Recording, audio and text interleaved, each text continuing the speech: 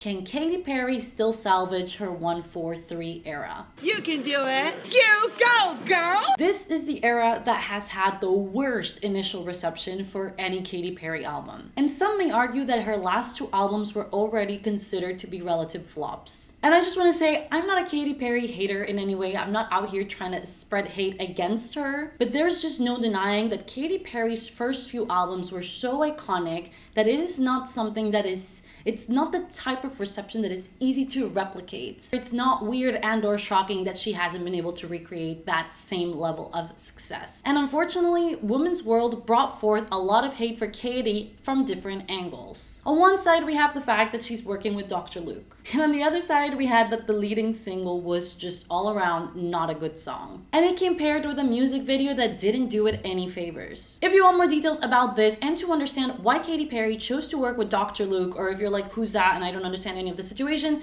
check out my other video where I talk about this and I really go into why I think Katy decided to work with Dr.Luke. But let's kick off where we left off from that video, and it was the time where Katy Perry was just teasing Lifetimes and her fans were just hyped. They were trying to see past Woman's World, saying how Lifetimes was such a better song and that it should have been the lead single. You will still find all these kind of comments on the YouTube video. My personal opinion is just because Lifetimes is in fact a better song than Woman's World, it doesn't mean that it's a good song. I'm sorry. And the cherry on top on all of that is that Dr.Luke also produced this track. Now, there is no way Katy hasn't seen these comments about people being angry that she's working with Dr.Luke, which leads me to think that there is a possibility that he's produced and or co-written all of the songs on the album. So she has no way out of that. Like, no matter what she puts out, it's gonna be related to Dr.Luke. Or B, she really stands behind these songs and she's thinking that the noise will just die down and people will just accept it eventually. As we talked about in my other video, Dr.Luke has also worked with Nicki Minaj, Doja Cat, so maybe she's expecting that it was just the initial reception. Now, if you love Lifetimes and you're just wondering how dare I say that it's not a good song, I will just share my opinion. It starts off with this really catchy chorus and it is nice, but it just quickly gets too repetitive. I mean, the whole song is just basically non-stop repetition. It has one verse and then exactly 3 sets of lyrics that just get repeated over and over again.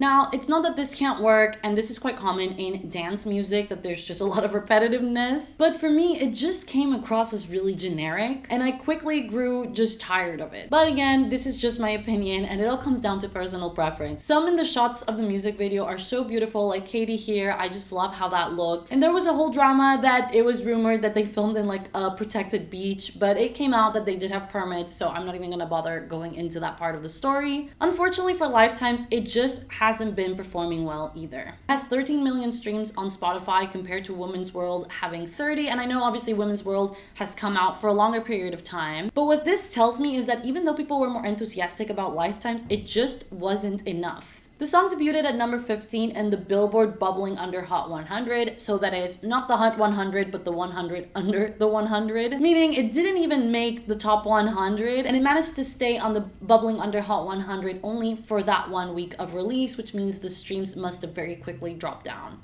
And then comes Nirvana, a song that she teased 5 days as of me filming this video right now. And this is predicted to be the next single. So here we are with everybody holding their breaths, coming in with the 3rd single just weeks before the release. How will the critical reception of this song be? Well, first of all, I don't know if Genius has right information on song credits, but we are once again getting a song co-written by Dr.Luke. Not off to a great start, but again, maybe she has no choice. Maybe all the songs in the record have him involved in one way or another. Unfortunately for Katy, this song quickly started getting dragged. People said it sounded a lot like Double Trouble from the movie Eurovision. So I'll play a little bit of each so you can kind of make your own judgment on that. Dancing in the blurry lights.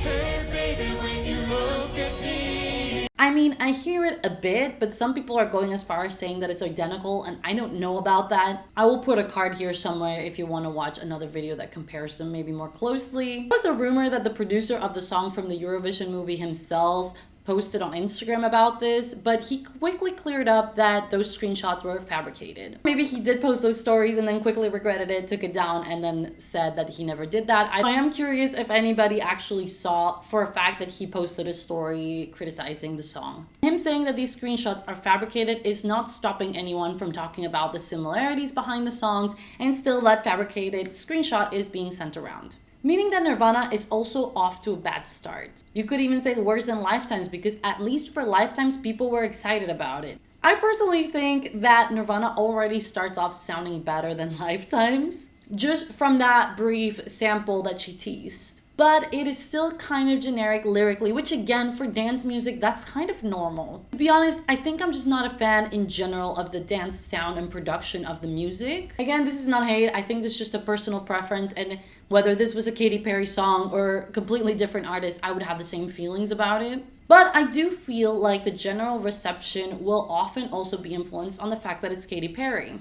People will always put her against a higher standard based on her past of highly successful music. I actually think Nirvana has a chance of outperforming Women's World and Lifetimes, but it just depends how the marketing team decides to handle all of this. Maybe they've also reached a point where they're like, damn, this is already off to a bad start.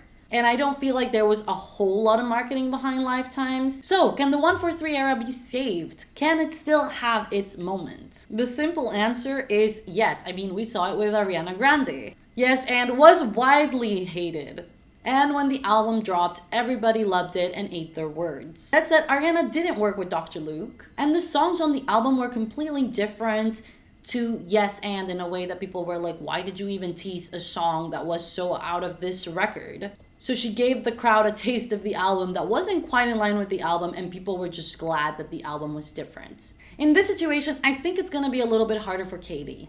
She has teased most of the songs at this point, and I think in general they do have a cohesive sound, which leads me to think we cannot set our expectations any higher above what she has already shared.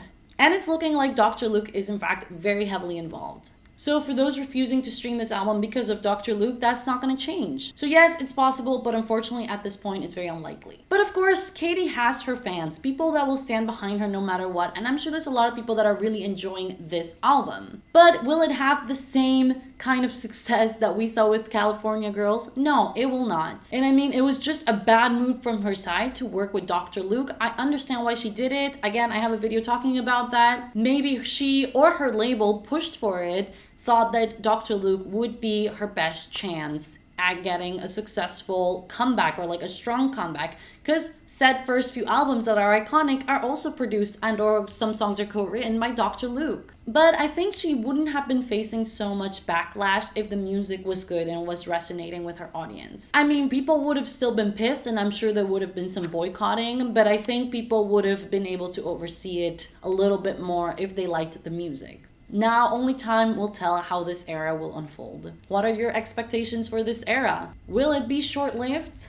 I am actually wondering if she will do some kind of tour, or maybe she will do a greatest hits tour to avoid doing a Women's World tour and kind of avoid falling into what happened to JLo with her having to cancel her tour. It really sucks because in the interviews you can see she was very excited. She talks about how she always wanted to make a dance album, but I think the songs just aren't standing on their own enough, and just got off to a really bad start because of that association with Dr.Luke. Guys, thank you so much for hanging out with me. I hope you enjoyed this video, and I hope to see you in the next one. Bye!